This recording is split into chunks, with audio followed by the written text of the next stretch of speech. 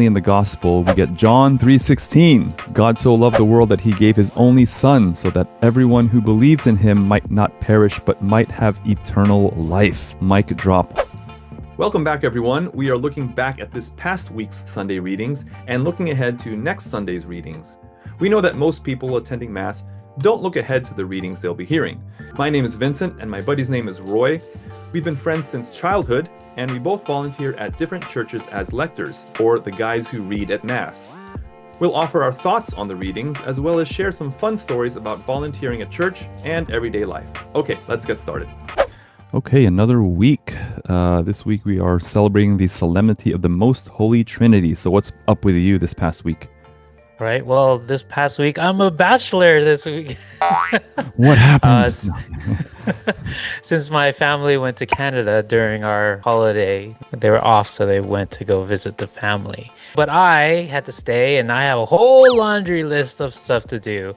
And literally, I've been washing my clothes for the last 2 days. I've done other things too. Like I finally put up my daughter's metal rack after months from buying it, so it finally is up. Also, I watched Mando and Grogu, or The Mandalorian and Grogu.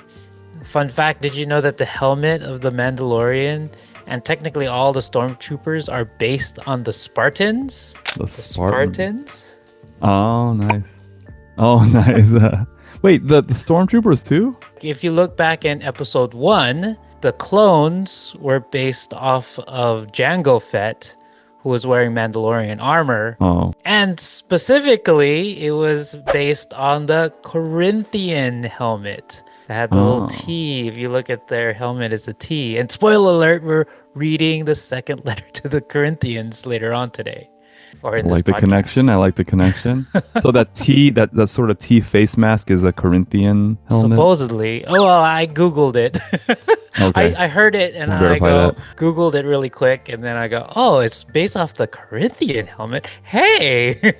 I could put that in the pod. So I was able to go to the 8 a.m. Mass over at Our Lady of Peace, where I saw you, Lector, which you did a great job, by the way.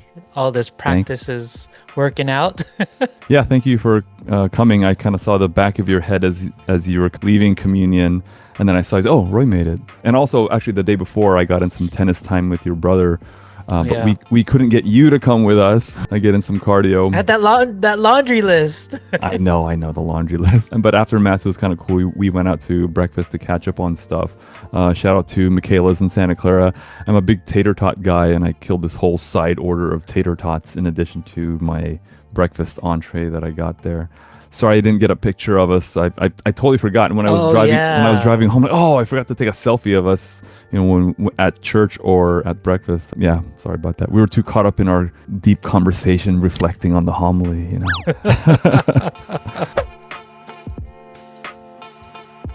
Okay, let's look ahead to the readings for this week. And again, this week we are celebrating the Solemnity of the Most Holy Trinity. So what do we have for our upcoming readings? So in the first reading in Exodus, Moses cuts 2 new stone tablets of the 10 Commandments to replace the original ones that were broken in the whole golden calf incident. Moses asks God for his forgiveness for Israel's wickedness, saying, "We are a stiff-necked people."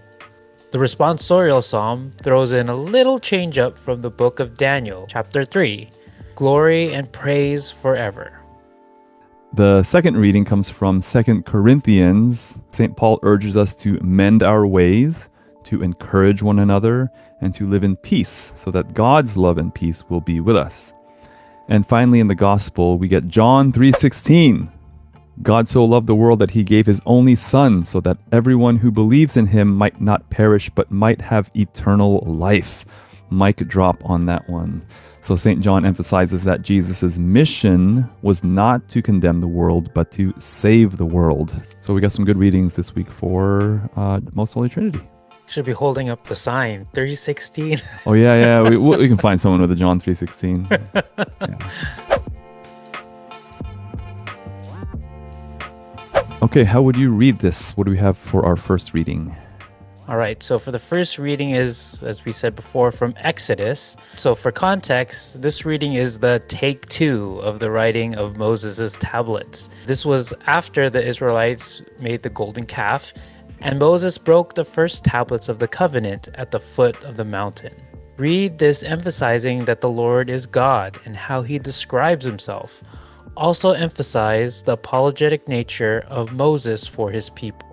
So in the margin notes, the very beginning, you want to pause briefly after morning rather than after Sinai. Down before thus the Lord, read with good volume and wait. Pause after the words anger, kindness, and fidelity. A reading from the book of Exodus. Early in the morning, Moses went up Mount Sinai as the Lord had commanded him, taking along the 2 stone tablets. Having come down in a cloud, the Lord stood with Moses there and proclaimed his name, Lord. Thus the Lord passed before him and cried out, the Lord, a merciful and gracious God, slow to anger and rich in kindness and fidelity." Moses at once bowed down to the ground in worship. Then he said, "If I find favor with you, O Lord, do come along in our company. This is indeed a stiff-necked people, yet pardon our wickedness and sins, and receive us as your own." The word of the Lord. Thanks be to God. Cool. Now I remember, I was like glad that you read this because I didn't know how to say the Lord, like the Lord, a merciful and like, but I like how you did it. It was kind of double quick succession, like amen, amen. Yeah. The it's Lord, like the Lord. Yeah. Yeah. For the second reading, in this second letter, Paul reconciles with the Corinthians who rejected him since his painful visit after the first letter. This is literally the end of the letter, but it is part of his final warning to them. Maybe read this like a parent encouraging their kid over the phone who is away at college and who just had a fight with their roommate. The parent has to go, but summarizes their advice to them, saying, "Everyone says hi from home, and finally, God is with them." So in the margin notes from the Lector Guidebook, before brothers and sisters, as he concludes this letter, St. Paul sums up his advice, calls for and gives greetings and blesses the community. Choose a slightly different tone and inflection for each of these components. And just before the last sentence that starts with the grace of the Lord, the benediction comes in a Trinitarian formulation. Take your time here and pause briefly after each of the words grace, love, and fellowship. That's it. Grace, love, and fellowship. Yep. Okay. A reading from the second letter of St. Paul to the Corinthians. Brothers and sisters, rejoice. Mend your ways. Encourage one another. Agree with one another. Live in peace. And the God of love and peace will be with you. Greet one another with a holy kiss. All the holy ones greet you.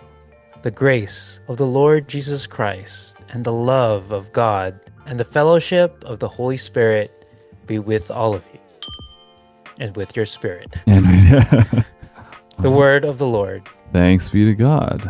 All right. As you could probably recognize, those are words that the priest says pretty much at every Mass, at the end of every Mass. So, cool.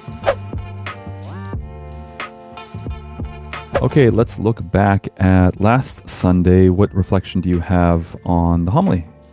Right, in the homily had a train of connections to the Holy Spirit, starting with a daily rosary, equipping you to be more receptive. So when you receive the Holy Spirit, you'll receive the 7 gifts of the Holy Spirit. And finally, how to pray for the Holy Spirit. Yeah, Father Jonathan described the Holy Spirit as breathing on the apostles, or as he put it, as busting through the locked doors. I kind of like that description.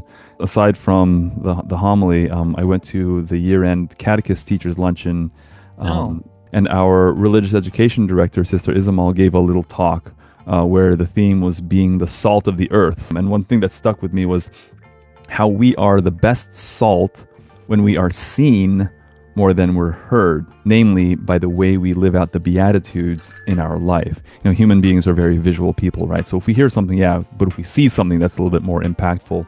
And that kind of reminded me of the basketball game this weekend between the Thunder and the Spurs. I don't really care for too much for either team. I don't like the Spurs historically, but but there were a group of nuns that came out to cheer for their Spurs. Shout out to the Salesian sisters out there in San Antonio. And they even prayed with a couple of the Catholic players on the team before the game. So I just thought this was a nice little visual reminder of people that, hey, God exists. People are out there who dedicate and consecrate their lives to Jesus. And just seeing like a priest at the grocery store or a nun walking down the street, seeing a nun on national TV or a group of nuns on national TV rocking their sports teams jerseys and stuff and cheering for the guys and praying with the players. But that's just a visual sign and a reminder to so many people, like I keep saying before, they never are reminded of God throughout their day. They don't go to church, no nothing, but they have that reminder. And that's part of this being a little bit of salt of the earth. You know, we are to live the gospel and then live our lives that reflect the gospel. And that's one way we could show and pass on the Holy Spirit by living a good Christian life. I firmly believe that just the smile on some of the nuns' faces, that's a little bit of the Holy Spirit shining through on national TV right there. So what's one of the fruits of the Holy Spirit? Joy, right? So they're showing joy and, you know, living out their life and sharing their faith with the players and even the country. So it's good. Good on them. Yep. How about your reflection on the readings? Well, since I went to Our Lady of Peace, it's been a while since I've actually been in the pew and the installation of the cool fans that you guys have over there. We don't even have air conditioning. It's just fans. It seems like they're really trying to get us into the mood with the whole a noise like a strong driving wind because it was like a turbojet fan like right above my head. Even the lady in front of me, she looked up, and then after that she like put her hood on, and then ultimately I think after your first reading she kind of left the pew and never came back.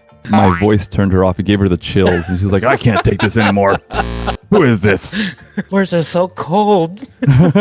Well, also a small clarification from last week. I mentioned the economy of love. I actually really wanted to say the ecosystem of love because it makes more sense of how it goes around in a circle.